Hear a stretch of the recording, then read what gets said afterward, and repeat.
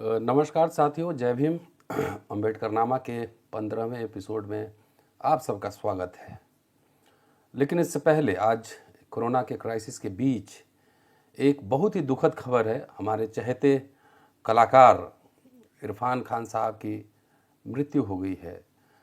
तो सबसे पहले आप सब की ओर से और मेरे व्यक्तिगत तौर पे भी, हमारी ओर से भी उनको विनम्र श्रद्धांजलि। साथियों, आज हम बात करेंगे, पिछले एपिसोड में हमने बात किया था कि 1930 की घटना चल रही है। क्रोनोलॉजी याद रखिएगा, क्रोनोलॉजी आजकल बहुत चर्चा में है। कि अंबेडकर साहब ने अपने माइनॉरिटीज़ कमेटी को जो रिकमेंडेशन दिया था, जिसकी अध्यक्षता खुद प्रधानमंत्री कर रहे थे इंग्लैंड के रैमसे मैकडोनाल्ड, उस समय तक की चर्चा हमने कर ली। अब उससे आगे अब ज्वाइंट मेमोरेंडम डिप्रेस क्लासेस की ओर से, मुस्लिम कम्युनिटी की ओर से, इंडियन क्रिश्चियन की ओर से, एंग्लो इंडियन एंड यूरोपियन की ओर से, सब लोगों की ओर से एक ज्वाइंट मेमोरेंडम गया। इस मेमोरेंडम के दो पार्ट हैं।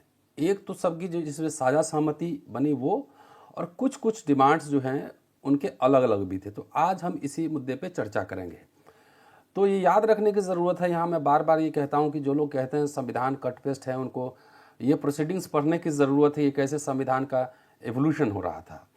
तो उसकी प्रमुख मांगे जो हैं वो मैं आपके सामने, जो मेमोरेंडम में दिया गया था, वो आपके सामने रखना चाहता हूँ। जो पहला सबसे इम्पॉर्टेंट है कि सार्वजनिक नौकरियों, कार्यालयों, पद प्रतिष्ठा, नागरिक अधिकार के उपयोग, सिविल राइट्स के उपयोग में जन्म, धर्म, जाति या समुदाय के आधार पर भेदभाव नहीं हो। ये पहला है। जो दूसरा है कि संविधान में सुरक्षा का प्रावधान हो, ऐसी सुरक्षा का कि जिससे कि किसी विधानमंडल में किसी समुदाय के विरुद्ध कानून बनाने पे रोक लगे, लगाम लगे, उसको रोका जा सके। तीसरा, और ये सब बहुत गंभीर बातें हैं, तीसरा, पूर्ण धार्मिक स्वतंत्रता, अर्थात पूजा अर्चना, पूजा पाठ, आस्था, संगठन बनाने और शिक्षा का, अपने धर्म के हिसाब से शिक्षा का प्रचार करने की स्वतंत्रता हो। तो व्यक्तिगत जीवन में आप जो कुछ रहें, इसके कहने का मतलब है, लेकिन अगर लोग मानने वाले हैं तो उनको अपने हिसाब से धर्म आस्था मानने की उनको रिलीजियस फ्रीडम होनी चाहिए। इसके साथ साथ वो कहते हैं कि लिखा हुआ है कि धार्मिक आस्था बदलने से, सिर्फ धर्म बदलने से, धार्मिक आस्था बदलने से किसी व्यक्ति के नागरिक अधिकार सुविधाएं समाप्त नहीं की जा सकती। कि कितना ये विजन की बात है कि 1956 में जाकर वो बौद्ध बनते हैं, लेकिन उनको ये बात पता था कि सिर्फ धर्म बदलने से जाति नहीं बदल जाती। तो इसलिए उन्होंने कहा कि अगर कोई अपना धर्म बदल लेता है तो उसके आधार पे जो उनके अधिकार हैं वो अधिकार नहीं खत्म होने चाहिए। चौथा, अपने संसाधनों से चैरिटेबल ट्रस्ट, धार्मिक सामाजिक संस्थान, स्कूल, शैक्षणिक संस्थान खोलने का अधिकार हो और धर्म का प्रचार करने की स्वतंत्रता हो। आज जिस तरीके से इंटॉलरेंस बढ़ा है समाज में, मुझे लगता है कि ये ज्वाइंट मेमोरेंडम फिर से पढ़े जाने की ज़रूरत है। संविधान में आगे कहते हैं कि संविधान में धर्म, संस्कृति, पर्सनल लॉ की सुरक्षा का कानून हो तथा शिक्षा, भाषा, चैरिटेबल संस्थान चलाने और राज्य से उसको विधिवत ग्रांट इन एड, आर्थिक सहयोग देने का प्रावधान हो।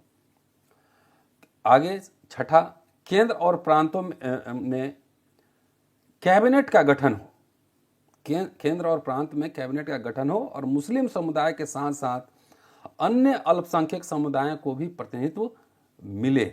ये है छठा नंबर। सातवां पॉइंट, अल्पसंख्यक समुदाय की रक्षा तथा विकास के लिए केंद्र तथा प्रांतों में एक सेपरेट डिपार्टमेंट बने, एक अलग मंत्रालय का गठन हो। ये उनका सातवां पॉइंट है। जो आठवां है वो ज़्यादा इम्पॉर्टेंट है, वो पृथक निर्वाचन क्षेत्र से जुड़ा हुआ है। वो कहते हैं, उसमें लिखा है कि अब तक जो प्रोसेस था, जो प्रक्रिया थी, उसके हिसाब से लोग विधान मंडलों में चुनकर आते थे या नॉमिनेट होकर आते थे, लेकिन अब कह रहे हैं कि मुस्लिम समुदाय को 10 साल के लिए पृथक निर्वाचन क्षेत्र दिया जाए। 10 साल के लिए उनको पृथक निर्वाचन क्षेत्र हो। और ख़ास तौर से बंगाल और पंजाब की बात वो कर रहे हैं। कि वो ये केंद्र पे भी लागू हो और 10 साल के बाद उनको ये आज़ादी हो कि क्या वो जॉइंट इलेक्टोरेट में जाना चाहते हैं या फिर जॉइंट इलेक्टोरेट के साथ रिजर्वेशन पृथक निर्वाचन संयुक्त निर्वाचन क्षेत्र के साथ आरक्षण के साथ जाना। ये मुस्लिम समुदाय को इसकी स्वतंत्रता दी जानी चाहिए।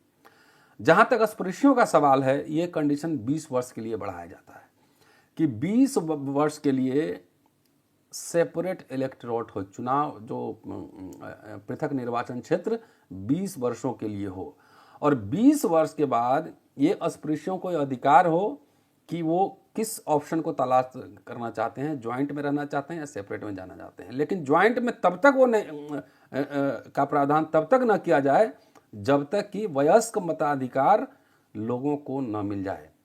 इंपॉर्टेंट बात है कि जब तक वयस्क मताधिकार न मिले, अर्थात जैसे 18 साल के ऊपर जितने लोग सब वोट करेंगे या जो भी एज के हिसाब से, उसमें धर्म, उसमें पैसे और व्यवसाय और ज़मीन का कंडीशन न हो, एडल्ट यूनिवर्सल फ्रेंचाइजीज कि जब हो तभी उनको ज्वाइंट इलेक्टोरेट में जाने के लिए उनके पास विकल्प हो, वो डिसाइड, उनका कंसेंट जरूरी है।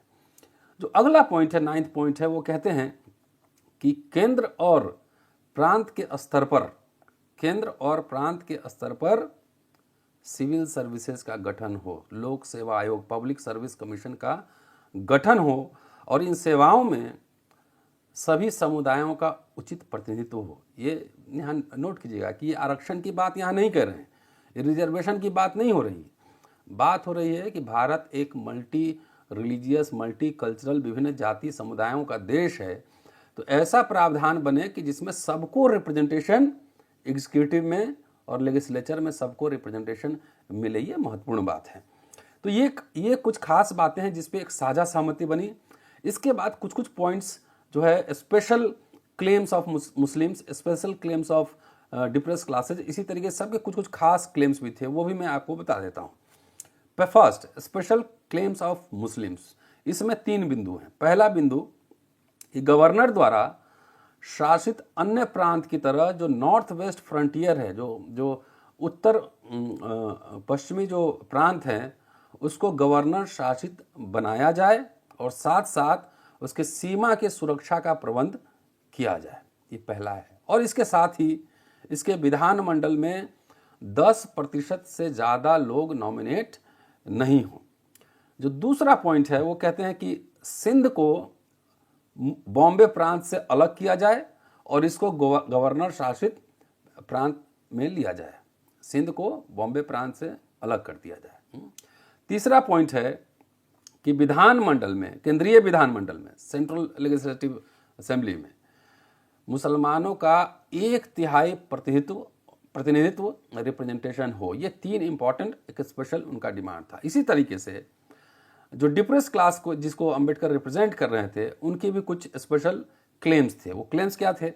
पहला, अस्पृश्यता के आधार पर नागरिक अधिकार में बाधक किसी भी परंपरागत कानून, किसी भी परंपरा का निषेध हो, उसको इलीगल घोषित किया जाए। कि अगर तालाब से पानी पीने का अधिकार ये परंपराओं में आता है कि आपको रोक दिया जाएगा, मंदिर नहीं जाने दिया जाएगा, तो इस सब को जो है ना एक ऑफेंस माना जाए। इनसे ऐसे प्रावधानों को रोकने का कानून बने। दूसरा, पब्लिक सर्विस, पुलिस और सेना में भर्ती के लिए थोड़ा सा लीनियंट व्यू रखा जाए, थोड़ा सा उदार व्यवहार हो डिप्रेस्ड क्लास के प्रति। तीसरी बात, पंजाब के डिप्रेस्ड क्लासेस के लोगों को, पंजाब लैंड एलियनेशन एक्ट का लाभ मिले, पंजाब लैंड एलियनेशन एक्ट का लाभ मिले। चौथा, किसी भी अधिकारी द्वारा भेदभाव की स्थिति में, ये जानते थे कि जब पिछला एपिसोड आप देखेंगे उसमें मैंने चर्चा की थी कैसे सामाजिक और आर्थिक बहिष्कार सबसे बड़ा हथियार होता है अस्पृश्यों के खिलाफ। तो किसी अधिकारी के भेदभाव की स्थिति में प्रांत के गवर्नर या गवर्नर जनरल के पास अपील करने का अधिकार हो, कि लोग अपील वहाँ कर सकते हैं।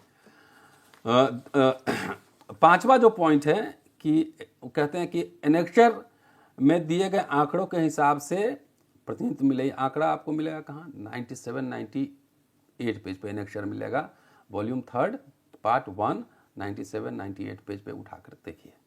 इसी तरीके से special claims of Anglo Indians community, ये कहते हैं कि सार्वजनिक नौकरियों में विशेष ध्यान दिया जाए, सार्वजनिक नौकरियों में विशेष ध्यान दिया जाए। दूसरा, अपने अर्थात यूरोपियन शैक्षणिक संस्थान चलाने का अधिकार हो, बशर्ते लेकिन यह संस्थान केंद्रीय मंत्री के नियंत्रण में रहे। तीसरा, समान न्यायिक अधिकार हो। आजकल ये बहुत चर्चा में है सीए एनआरसी को लेकर। वो कहते हैं कि कोई कंडीशन नहीं लगना चाहिए कि अपना लेजिटिमेसी प्रूव कीजिए या अपना जो खानदान प्रूव कीजिए, डिसेंट कहाँ से आए हैं, वंश क्या है, ये प्रूव कीजिए। इसको किए बगैर समान न्यायिक अधिकार हो, और उस पर जो अगर क्रिमिनल ट्रायल चले तो या तो भारतीय ज्यूरी में चले या यूरोपियन ज्यूरी में चले। ये 3 बातें हैं।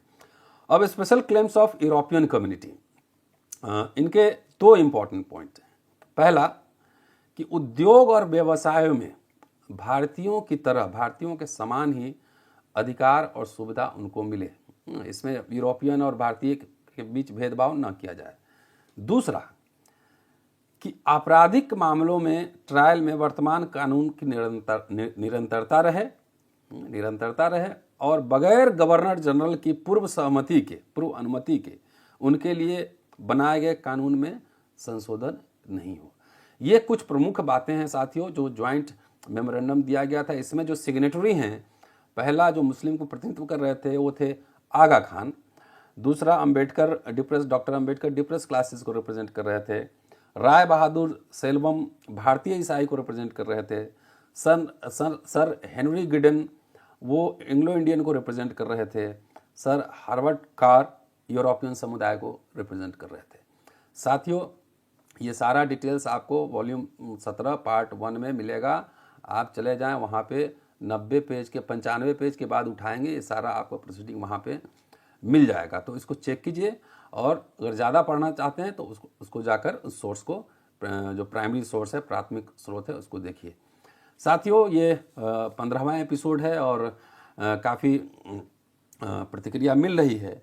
यदि एपिसोड अच्छा लगे आपको और लगे कि ज़्यादा से ज़्यादा लोगों को सुनना चाहिए, तो इसको शेयर करना, इसको लाइक करना, कमेंट करना, एनालिसिस करना न भूलें, और साथ में वो बेल दबा दें जो घंटी आता है, उससे आपको हर आने वाले वीडियो की सूचना मिलती रहेगी। शुक्रिया साथियों।